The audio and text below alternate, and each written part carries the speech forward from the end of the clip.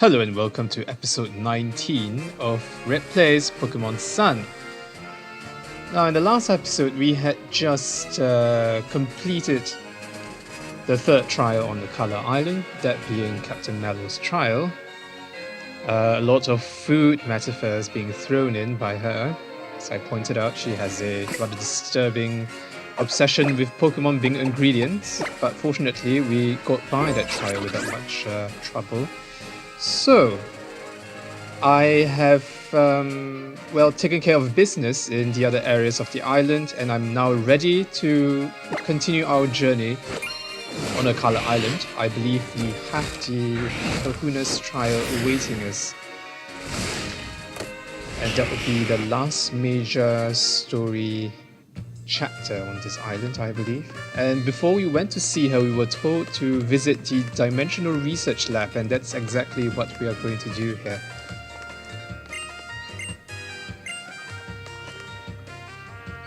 And we see Lily attempting to train Nebby, I think. I was just acting like I was Achilles.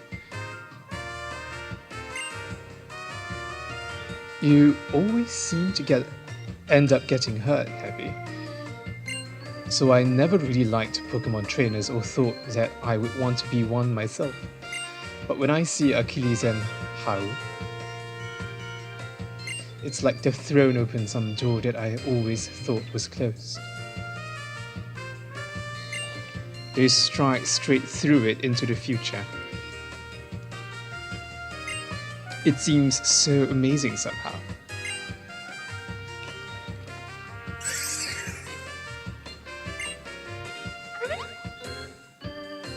Oh.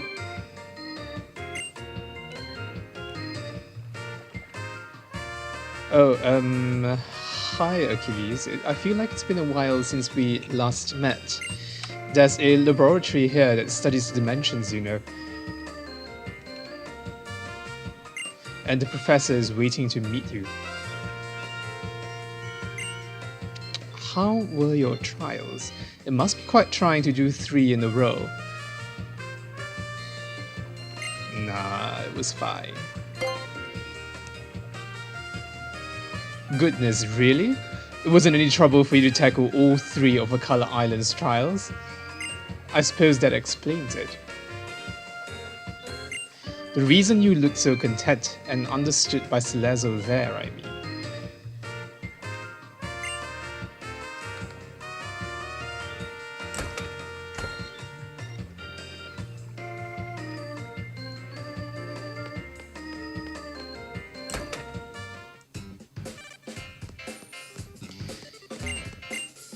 Okay, so a dimensional research lab.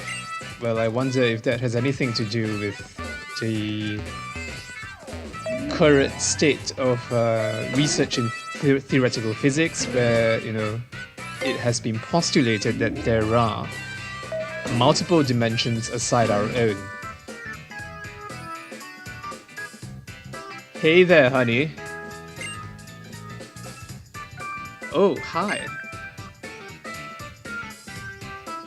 This here is Professor Burnett. She runs the Dimensional Research Lab, yeah? And she's also my wife. You're Achilles, right? Lily told me about you. She said you were the reliable sort. 3 months ago, I found Lily lying on a beach. Cosmog in her bag, also unconscious.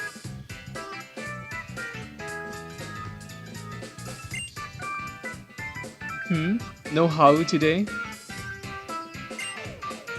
Hao? He's out doing his own thing.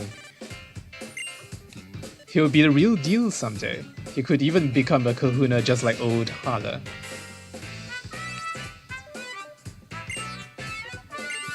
You really think so? Whoa. Well, yeah, I really do. Good to see you again, Hao. It's been a while since I last saw you. Anyhow, I brought Achilles here because I wanted you to tell him about some of the mysterious phenomena here in Alola. Well, I'll be happy to. The mysteries of Alola, huh? Then you've got to mean the Ultra Wormhole. It's extremely rare, but sometimes a hole opens in the sky over Alola. It appears that this rift leads to a different and unknown dimension. The reason that people think there may be a mysterious dimension is because of the legends of fearsome Pokemon appearing from the Ultra Wormhole. It's very weak as truth, but I can't ignore it. There's also plenty of evidence already in the Pokédex for the existence of different dimensions, right? Fearsome Pokemon? Even normal wild Pokemon sometimes attack people, right? But the Pokemon that appeared from the Ultra Wormhole went way beyond that. They were called Ultra Beasts, and they were feared. If the stories are to be believed, the garden deities of the islands fought desperately against them. But like I said, it's all legends and folktales. It's hard to know how much is true. But I would be very happy if I could somehow unravel the mysteries of the Ultra Wormhole by studying the dimensional disturbances. We've recorded several known relationships between Pokemon and different dimensions within books. You can find them on the bookshelf in this lab.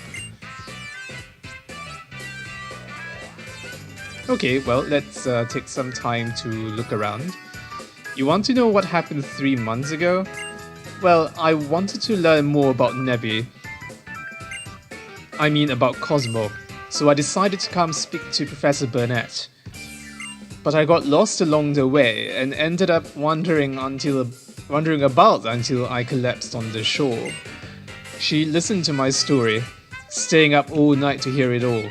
And then, she even got her husband Professor Kukui to lend me his loft to stay in. And she told him to help me investigate Nebby's origins as well. Professor Burnett has been so kind, and she's still helping me try to find a way to get Nebby back to its own home. She's been like a real mother to me.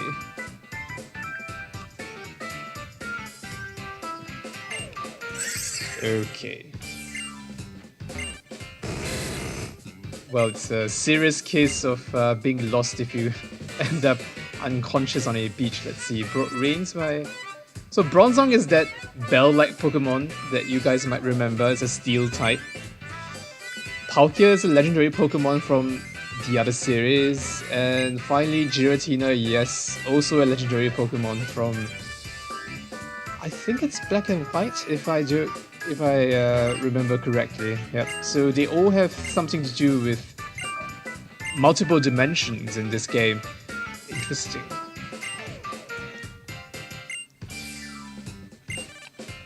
Of course, you could also catch those Pokemon in Omega Ruby and Alpha Sapphire, like Palkia and Giratina, Bronzong as well, actually. And I think it kind of makes sense, it kind of gels together, because when you encounter Palkia and Giratina in those games, they are actually hidden behind dimensional rifts. It's like this golden ring with a blue portal that you enter, and then you go into this alternate space in which you battle them and then hopefully capture them.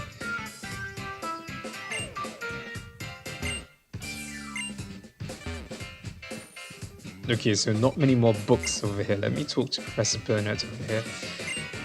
No new information, unfortunately, so I think it's time for us to move on from this place. How about that, Achilles? If Ultra Beasts are really out there, I wonder what kinds of moves they can use. You have finished all 3 of Akala's trials, and now comes the big match against Olivia, the Island Kahuna. It's the biggest and baddest trial of them all here on Akala, the Grand Trial. Good luck. Olivia's house is past Diglett's tunnel. It's in Koni City. But watch out for Teen Skull. I still have some things I want to talk to Professor Burnett about, so I'll stay here. I'm off to check out Diglett's tunnel next. It's a whole cave made by Pokemon, right? Yep. And they seem like exactly the type to make a tunnel like that. Okay, so it's time for us to get out. Now that I think about it, like, I believe Lily talked about meeting somebody important when she first came on the island and took up residence in the hotel. I think perhaps the important character that she talked about was actually Professor Burnett over here. Oh, and that looks exactly like a dimensional rift that was described earlier by the professor in the lab. So, are we about to encounter something crazy? So you have made it through all 3 captain's trials, yeah? Then you should go meet Kahuna Olivia. She lives in the town past Diglett's tunnel. Diglett's tunnel is, let's see, from here it's kind of near the Pokemon Center. It's easy to walk right past it though, so keep your eyes peeled. Well, don't worry how I've already, taken a stroll around the island off screen, so I know exactly where it is. In any case, Rotom Dex has it marked out with a huge red flag. So, okay. Diglett's tunnel, and there's Olivia right there.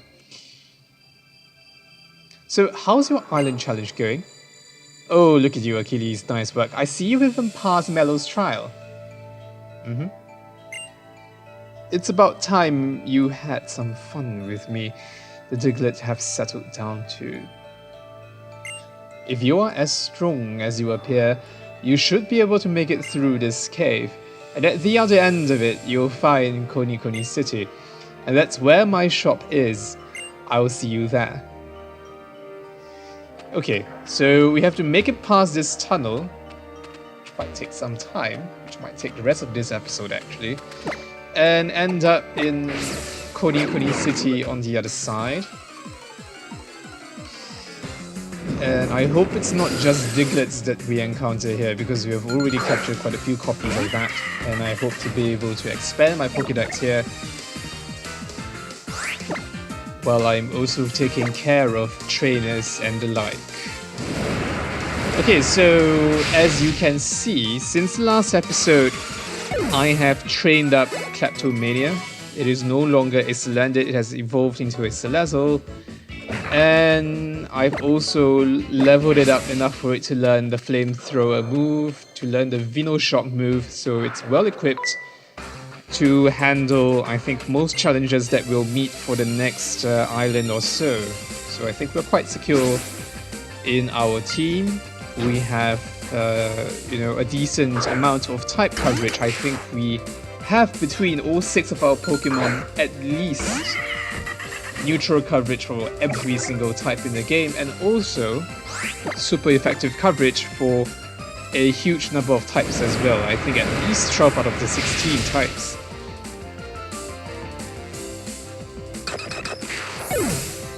Thanks in part also to our hidden powers.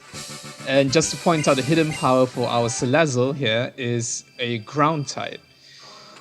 So we have the ground attack type covered as well, which is one of the best attack types in the entire game, because it's neutral coverage on almost everything, and also super effective against normally tough cookie types like steel types and even fire types.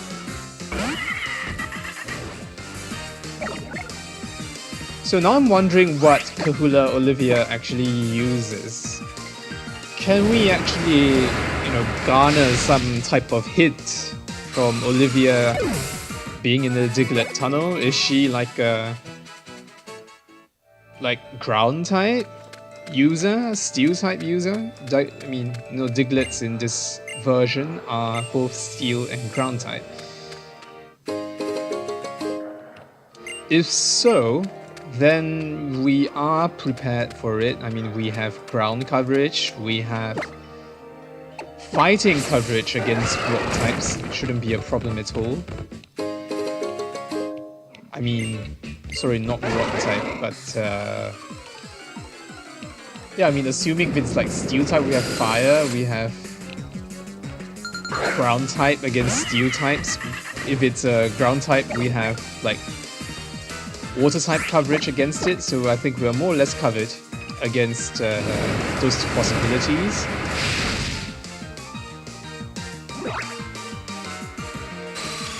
And as always, we should be able to clear the trial easily without even using our Z power. Which kind of bothers me, I think. I think I should start using the Z powers more often in my gameplay. After all, it's there. And even though you can use it once a battle, I mean, not using it, it's even worse, right? Okay, with Olivia in charge, we finally managed to calm the Diglett down in this cave. Oh, Alola, we're members of the Ether Foundation and we work to support Pokemon conservation. It seems like Team Skull was responsible for the Diglett in this cave getting so riled up, and bringing them all up to the surface. Oh, Team Skull is this group of troublemakers, you see. They seem to delight in interfering with trainers and their Pokemon. Diglett normally live in elaborate systems of underground tunnels that take years to dig out. We're here to ensure that they return to their tunnels and let people pass through here without having to fight so many Pokemon. Some of the Diglett are still stuck on or near the surface though, so be careful.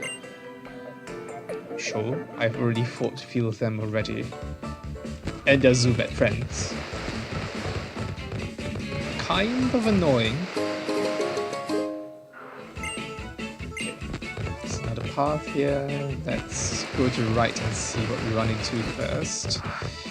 Okay, another trainer, but before that, a Nugget and a Zygarde cell.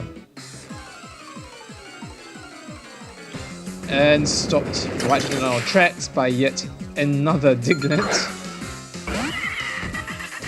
It's fine. I'm still trying to figure out what exactly is the deal with these Zygarde cells that we've been collecting throughout our journey. I think we must have collected quite a few by now, like I think at least 6, if not 8 of them. So I don't know exactly how many there are out there. But okay, I mean, I'll just, you know, collect them as I go along, no harm doing it. I'm sure they must be used for something. At the very least, it suggests the existence of Zygarde in this game. A Machop. Well, Barks would be a perfect counter against Machop, but I don't think that's necessary. We'll just have Kleptomania. Use a Dino Shock on this one.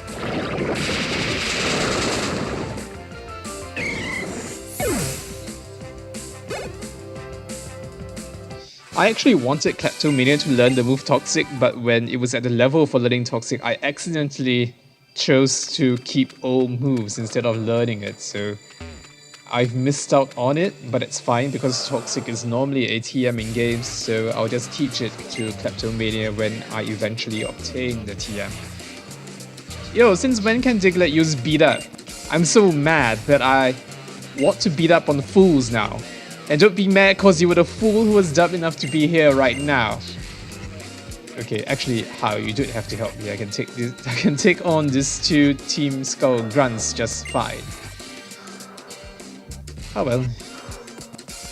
Although I'm not given a choice to turn down your help, I'm still grateful for it, I suppose.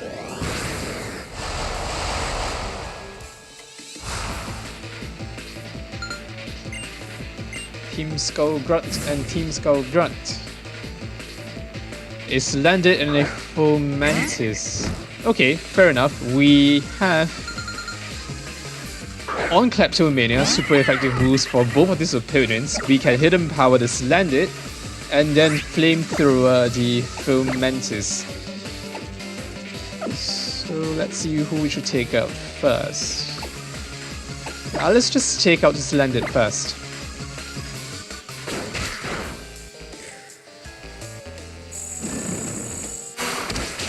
Okay, done. Super effective.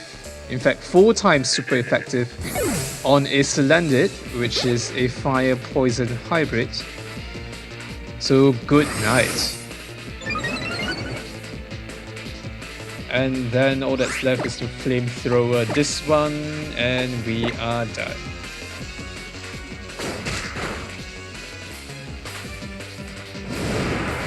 Yep.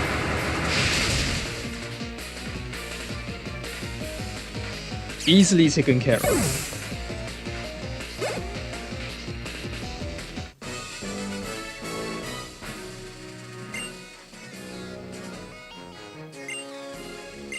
You know, the villain team in this game seems a bit like a just like a caricature, or rather only a caricature, you know, of like villains. They are kind of like those people who are just all bad without any other motivation besides the illegal, the evil.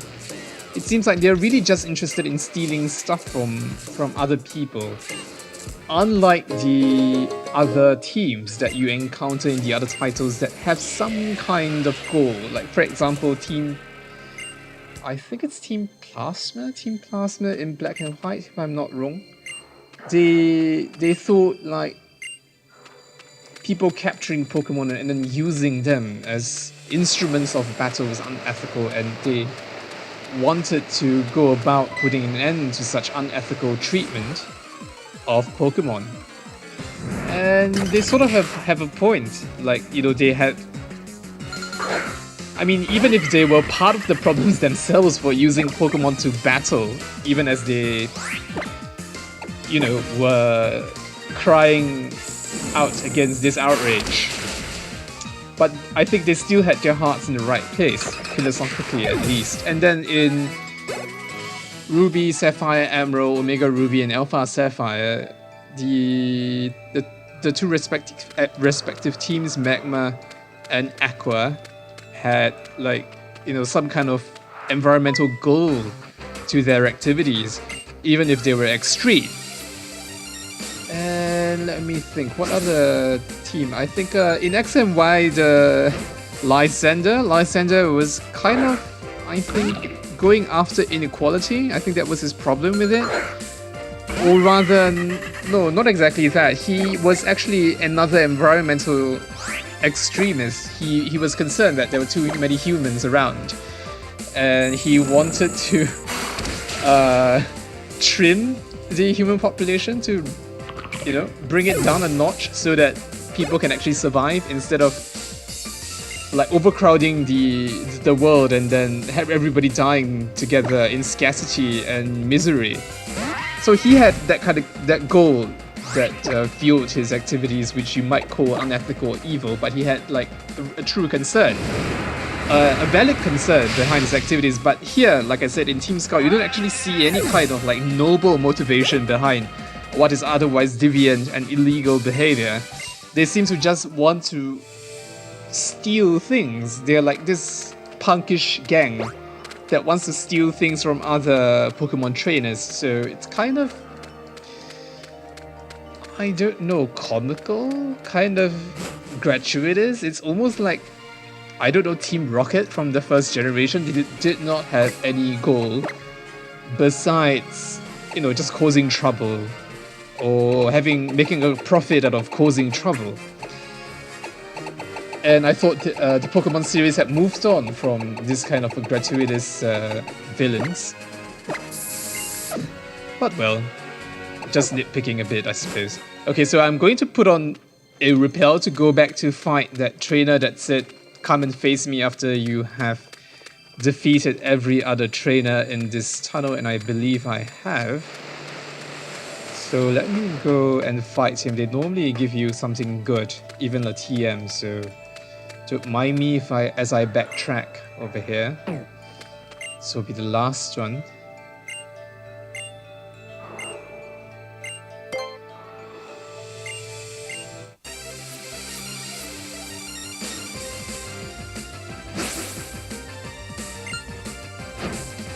Okay, so we're up against another fighting type Pokemon. Should be easy enough.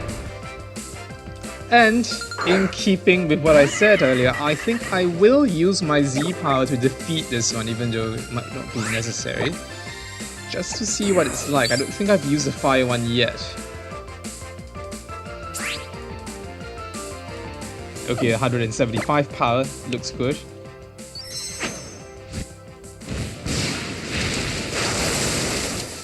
And there we go. The Vegeta posts the Big Bang attack. Unleashes its full force Z move. Inferno Overdrive. Wow, it really... What? Don't you think it looks like a Dragon Ball thing? I mean, Kleptomania just went Dragon Ball on this Hariyama's ass. Like this huge explosion, like after they fire this energy attack, like, you know, Big Bang attack, it becomes like this huge spear and then it explodes. And everything in it is just blown to pieces. Well, it's quite cool. I like that effect. I should have used it more often than this, but okay, now I know. Okay, so he gave us a max revive, while, you know, might be useful. I don't really need it. I think I'll sell it for cash.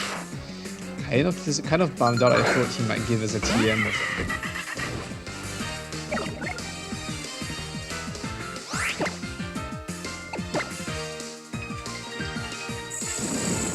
Okay, let's just make our way out again. And take a look at what Koni City is like. I think it's like the 5th city we have visited so far. And I'd like to see what we can buy over there.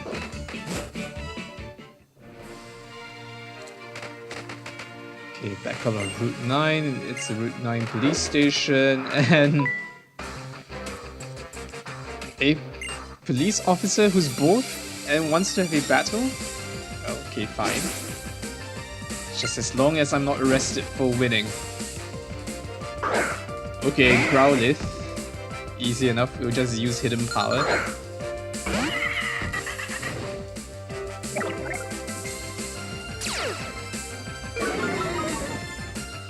It's a good thing Intimidate does nothing against Kleptomania because it's a special attacker. There we go. All done.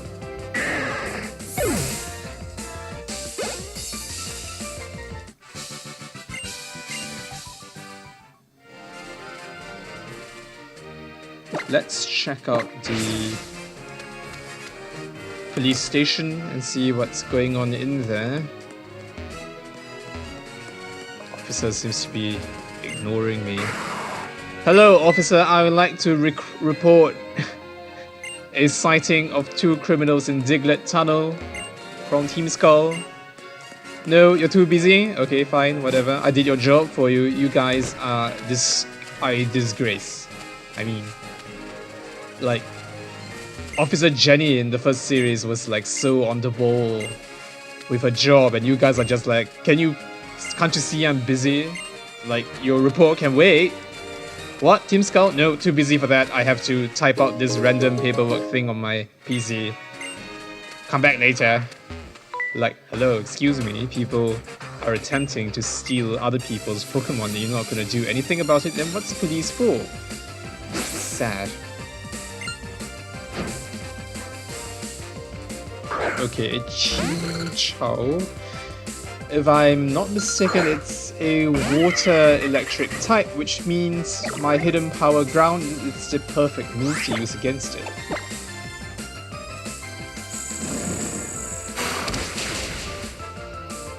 And there it is, a super effective move. Excellent.